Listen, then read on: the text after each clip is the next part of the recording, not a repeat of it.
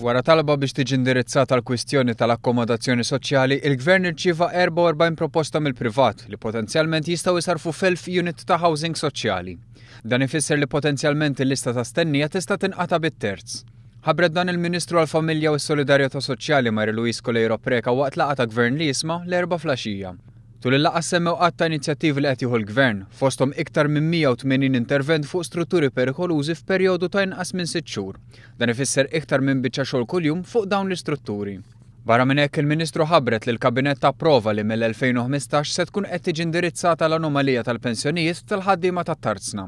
Kif ukoll għal min jasal biex jirċievi il-pensjoni tar-Romol, il-Marriage Grant u Children's Allowance se jiddaħħlu mekkaniżmi sabiex dawn jinħarġu awtomatikament mingħajr ma wieħed joqgħod jimla ħafna karti. Min-naħa tiegħu is-Segretarju Parlamentari Franco Mercia tkellem kif fost l-oħrajn qed issir ħidma biex jinfetaħ ċentru ta' matul il-jum ġdid għal 40 persuna b'diżabilità fl-Isla. Barra minn hekk sostna li qed issir ħidma fiċ-ċentru ta' matul il-jum tal-Imtarfa biex bekk tiġi rduppjata l-kapaċità tiegħu. Dwar l-anzjanità tkellem dwar tim li se jkun qed jgħinu jintervjeni fil-komunità għal familji li jesperjenzaw diffikultajiet li toħoloq il-kundizzjoni tad-dimensja.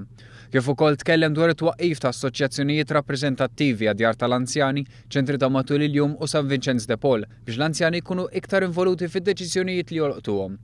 Ma naqas li semmi titjib li qed isir f'San Vincenz de Paul bħal rinnovar ta' swali u tibdil fil-menus fejn żdiedet l-għażla u l-kwalità tal-ikel biex l-ikel ikun iktar adattat għal eżiġenzi partikolari tar-residenti.